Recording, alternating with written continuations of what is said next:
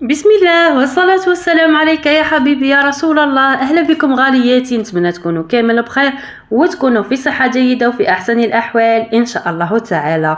اليوم جيتكم بوصفة كانت مطلوبة عندي بكثرة في التعليقات، يعني كنت شاركتها معكم عندها واحد العامين ولا 3. لقيت الفيديو حبيت نعاود نشاركها معكم. مقروط المقلة أو مقروط الزلابجي أو مقروط الزلابية، كل واحد كيف يسميه يجي تحفة، يجي يذوب في الفم معسل حتى للقلب. يعني كملوا برك معايا الفيديو للأخير اكتشفوا الطريقة والوصفة، راهو ساهل ماهل. والمقادير ما تنساوش الصلاة والسلام على خير الأنام محمد صلى الله عليه وسلم، إن صلاتكم تبلغه. وما تنساوش ديروا لنا جيم لا فيديو، خليوا لنا كومنتير يا لو كان بنقطة ولا بعلم الجزائر، نحبكم أنا توجور تخليوا لي علم الجزائر خاصة كتعود وصفة جزائرية. نبداو بسم الله قبل ما يفوتنا الفيديو. لهنا واش درت 4 كيلات تاع دقيق يكون خشين، ماشي خشين تاع قلب اللوز، نصف خشن كما نقولوا حنا تاع المقروط. مي المقروط هذا تاع المقله يجي شويه خشين على المقروط تاع الكوشه. درت 3 كيلات ونص سميد مع نص كيله فرينه، ثم درت 4 كيسان. الكاس الرابع ندير نص دقيق ونص فرينه. لازم اني ناكد لكم على يكون سميد، يعني شويه خشين، ماهوش تاع قلب اللوز، مي شويه خشين تاع المقروط وشويه يكون شويه نصف خشن. نورمالمون نستعمل تاع عمور نصف خشن. ها درت معاه قلت لكم الملح، درت معاه غرفه صغيره تاع ملح، وديروا لافاني منكهات كيما حبيتوا. هنا جبت كاس غربع، كيله غربع تاع زبده ذايبه، وكملت الكيله تاعي بالزيت. هنا راني درت في الكاس هذاك باش ما تروح لنا حتى قطره تاع عيدان، درت فيه الدقيق ومسحته. يعني هذه على بالي الجزائريين كامل يديروها، ماناش اتراك يا غي صح. هذه لازم نديروها، لازم نمسحوا هذيك الغرفيه اللي درنا فيها ليدام. نحكوا الدقيقه تاعنا مع هذاك ليدام تاعنا، ندخلوا هكذا مليح في بعضها، يعني مش يعني بزاف، ولا كي تحسوا هكذا تكور لكم كيما راني ندير لكم. ثم لهنا راهو يعني واجد. هنا نقدروا نديروا الماء تاعنا والمزهر. قلت لكم وصفه سهله. لهنا جبت كيله خليط بين الماء، نص ماء ونص مزهر، كبيتها كامله فوق هذاك الدقيق والزبده تاعنا اللي بسسناهم مع بعضهم. اقعدوا حركوا فيه غير بين الاصابع تاعكم هكذا كيما راكم تشوفوا.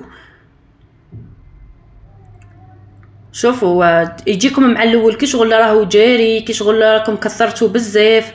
اللي تخاف تقدر دير بشوي، مي انايا متعوده عليه وعلى بالي بلي رايح يولي يشرب، خاصه هذا نصف خشين او يشرب يعني بزاف. شوفوا كيفاش يجيكم طري بزاف مع الاول. نغطي حوالي واحد 10 دقائق، ربع ساعه حتى 20 دقيقه، توليو ليه تلقاوه يعني شرب لكم. هو راهو هكذا كيستراح. وانا لهنا جبت الغرس، كميه من الغرس حوالي 250 300 غرام، ماش بزاف يعني. نحلها كيما راكم تشوفوا، ويدير لكم كونتيتي الله يبارك. الغرس تاعكم لازم تكونوا عاجنينه مليح ويكون طري. ديروا له غرفه تاع زبده، شويه منكهات، وعجنوه بالماء والمزهر يجيكم يهبل. طريوه برك. شوفوا لهنا القوام تاع العجينه كيفاش شربت، تكور عادي طريه. نقسمها لهنا على زوج، راح ادير لي لهنا دوبوده،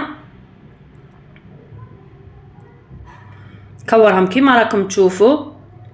خرج لكم كونتيتي الله يبارك، يعني اللي حبت تخدمه كمشروع والله راهو ناجح 100%. بالاخص راهو قريب يعني رمضان، يحتاجوه بزاف. مام هكذا اللي حبت ديروا لدارها، صدقيني يجيك هايل. جبت لهنا الكريه الاولى تاع العجينه، نحلها نديرها بين البلاستيك هذا، ونحلها رقيقه. حلوه رقيق، ما يكونش هذاك الرقيق حتى يبان سطح العمل، ما يكون حوالي واحد 5 ملم. والغرس ثاني تحلوه رقيق، يكون حوالي 2 حتى 3 ملم. متفاهمين؟ نحط هذاك الغرس تاعي على القيس تاع العجينه تاعنا فوق العجينه قد نسقمو مليح.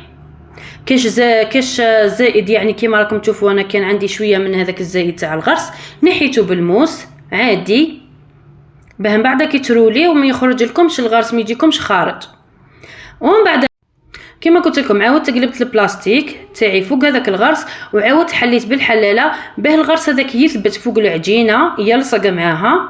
ولا نزيدو نعاودو يعني نحلوه شويه، نروليوه دوكا عادي، روحوا معاه غير بشويه وضغطوا البنات باش ما تدخلولوش، باش ما يدخلكمش الهواء بين كي تعودوا تروليو فيه.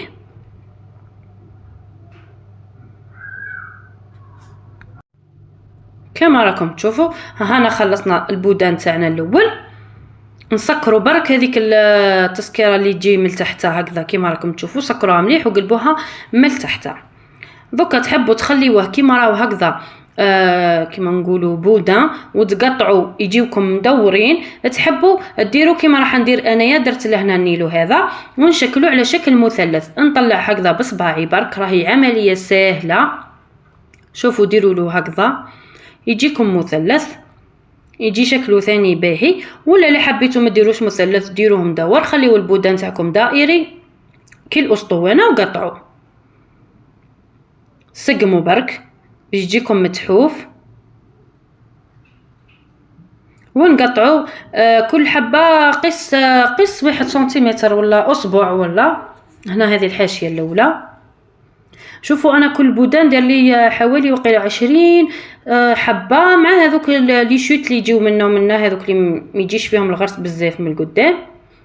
ثم يقطع لكم خير ربي، هذه كونتيتي تقدر تروح لكم حتى 40 حبه، انا دارت لي 40 حبه. شوفوا لهنا كي تقطعوه سقموا الحبه تاعكم.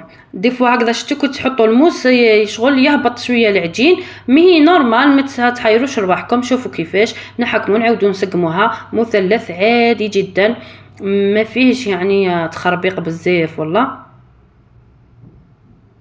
ساهل ماهل. وسقميه كيما تحبي تحكمي فيه عادي. هاي اللي مازالت ما دارت لنا الجيم حبيبتي ديري جيم وخلينا كومونتير بعلم الجزائر ولا يا لو كان بنقطه، ولا اللي حبيتوني اذا عدتوا تحبوني خليو لي كومونتير مليحه يا البنات نتكل عليكم. شوفوا لهنا بعد ما كملت سقمتهم كامل ساويتهم هكذا مثلثات وكل قد بعضهم. لهنا كنت موجده الزيت تاعي تسخن، درتها انا في كاسرونه، ما حبيتش ندير في المقله بيسك تدي لكم كونتيتي كبيره تاع زيت. ديروا في كاسرونه باش كي تلوحوا الحبه ما تحركوهاش يا البنات، لازم يكون الزيت تاعكم شويه غزير باكي تلوحوا الحبه حتى نطيب تنحيوها طول، ما ضلوش تقلبوا فيها على الكوتي هذا ولا الكوتي الاخر. فهمتوني يعني؟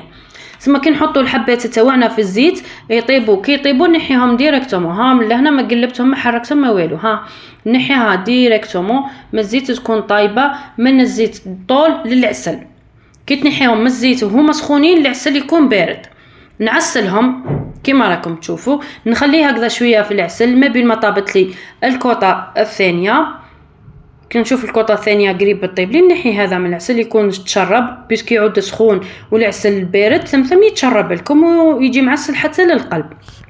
نخليه هكذا في العسل شويه ومن بعد نحيه نقطرو في كسكاس ولا في حاجه ويكون المقروط المقلي تاعنا واجد. شوفوا الله يبارك كيفاش يجي تحفه يا البنات، يجي بزاف شباب وبريزونطابل وبنين ويجي يذوب في الفم معسل للقلب. دوك نقسمه معكم وتشوفوا معايا كيفاش يجينا من الداخل. شوفوا الله يبارك كيفاش يجي هايل. شوفوا التعسيل حتى للقلب ما شاء الله. يعني كامل اللي طلبوا مني الوصفه هذه ان شاء الله تكونوا تشوفوا في هذا الفيديو.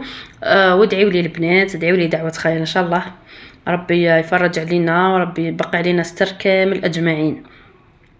وما تنساونش كما قلت لكم بجيم واشتراك للقناه. الى اللقاء في وصفات قادمه.